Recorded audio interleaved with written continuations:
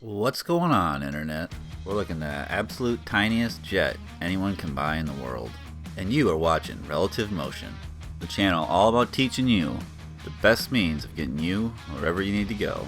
And you're watching episode 2 of season 5, where we're taking a look at the tiniest jet ever made. This thing really pushes the idea of a microjet right to its limit. However, it's only going to have room to take you along. So if you're looking for a personal jet, just for having fun, or for really small commutes, be sure to check this jet out.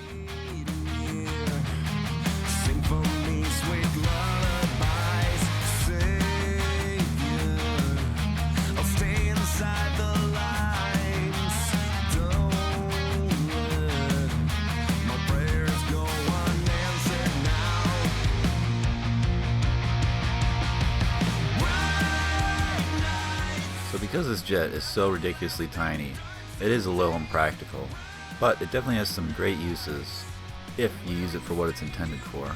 So because it is the tiniest jet in the world, it definitely comes with some limitations. The first being, the jet engine on this aircraft is actually a turbojet engine, as opposed to most modern aircraft engines that are going to be turbofan engines. I definitely think the reason for this on this small jet is the fact when you get into really tiny jet engines, they're typically turbojet engines, just to add simplicity to them, for the fact they're pretty hard to design being so small. However, because it is a turbojet, one of the downsides to a turbojet, besides being less efficient, is it is also much louder. So I gotta imagine this little engine is a screamer. But for what this aircraft is, I don't think that's a bad thing. It's just gonna over-exaggerate the jet effect, which to me is the whole reason you bought this thing.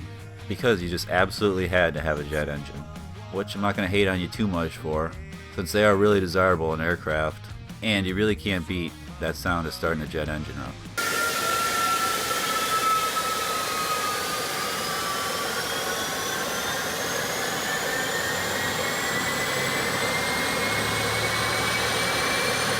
So Subsonic is a great company that I'm a huge fan of. They are much more well known though for their smaller aircraft, which are just great all-around small airplanes if you're trying to get into aviation. And as always, I'll be doing a video on those later on when we get into small piston aircraft. So of course, if you don't want to miss that, or any of the other light jets I'm going to talk about in this series, be sure to click subscribe below, so you stay tuned to Relative Motion.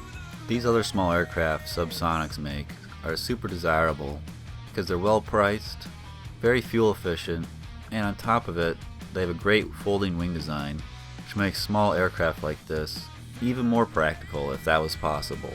So the SubSonex Jet, I'm sure, follows well in the footsteps of Sonic's smaller aircraft. However, it's definitely worth noting, I'm assuming because this aircraft has to go under much higher stresses, the wings on the SubSonex Jet do not fold up, best I can tell. So the reason I say this jet is a little impractical for what it is the fact there's a reason this is the smallest jet aircraft in the world. Its jet engines really do not like to be squeezed down this small.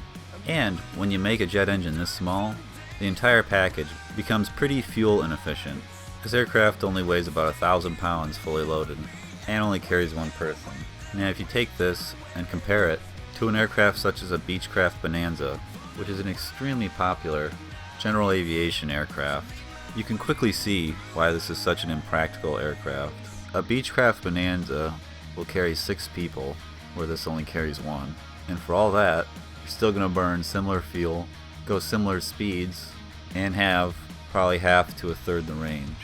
So I guess the question arises, if you're losing all that, why on earth would you ever want this thing? Well, besides the obvious, a Beechcraft Bonanza is nowhere as cool as this thing. One of the biggest appeals to a jet or turbine engine, and it's definitely one of the reasons that it's contributed to making turbine engines the industry standard for aviation, as far as what's a desirable engine for your aircraft, is the fact a turbine engine is probably the most reliable engine overall. And of course, when you're suspended in the air, reliability is definitely a desirable feature. So your odds of an engine failure, I would say, in an aircraft like this, compared to a Beechcraft Bonanza, is much lower. And then besides just the cool noise a jet engine makes, like I mentioned earlier, if you're going to be using this aircraft for acrobatics, which to me is really what it was designed for, I think this is one of the best small acrobatic airplanes for the reason I just described, is that it's equipped with a turbine engine and how reliable turbine engines are. Reliability in my engine is definitely something I would look for in an aerobatic airplane.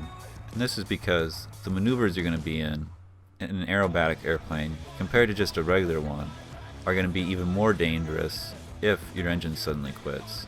So having a reliable power plant in an aerobatic airplane, I would say, is really desirable. And the SubSonex Jet is about the smallest aircraft you're going to find with a turbine engine. Now the SubSonex comes in two configurations, and really the only difference is the maximum weight compared to the maximum G-forces you can put on this aircraft during any acrobatic maneuver. So obviously, since this is mostly for acrobatics, the higher this number is, the better. So if you get the aerobatic configuration, instead of having a maximum takeoff weight of 1,000 pounds, the aerobatic version only has a maximum takeoff weight of 900 pounds, which gives it a useful load of 400 pounds, which is 100 less pounds than the heavier option. Now the second version of the SubSonex Jet that they make is, I think, quite hilariously called the utility configuration, since this is really not a utility aircraft.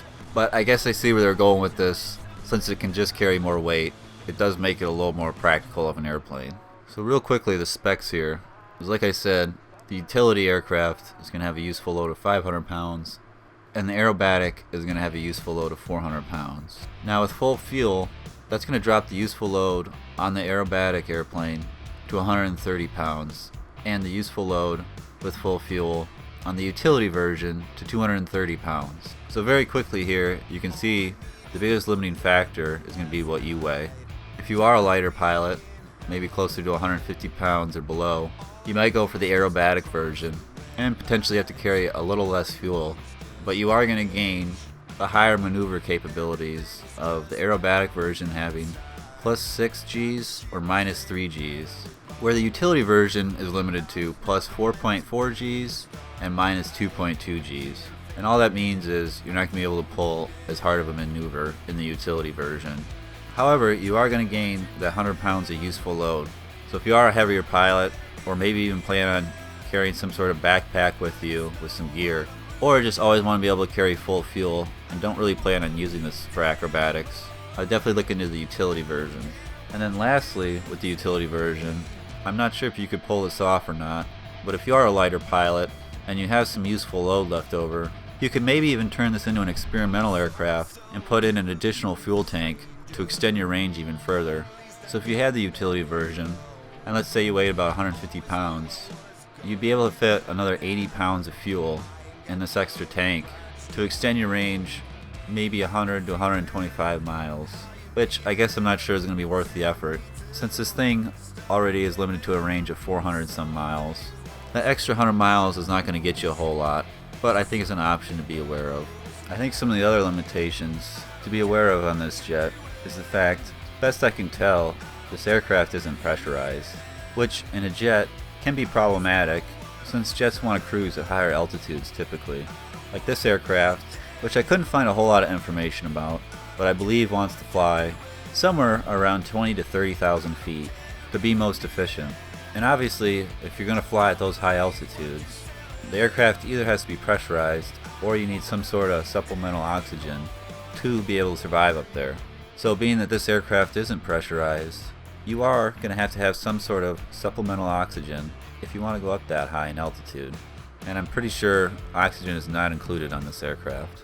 Now if there's any light jets other than the SubSonex Jet that you think is a great jet or just find interesting, I would love to hear about it down in the comments. And of course, if you think this SubSonex Jet is as awesome as I do, I'd appreciate a thumbs up down below.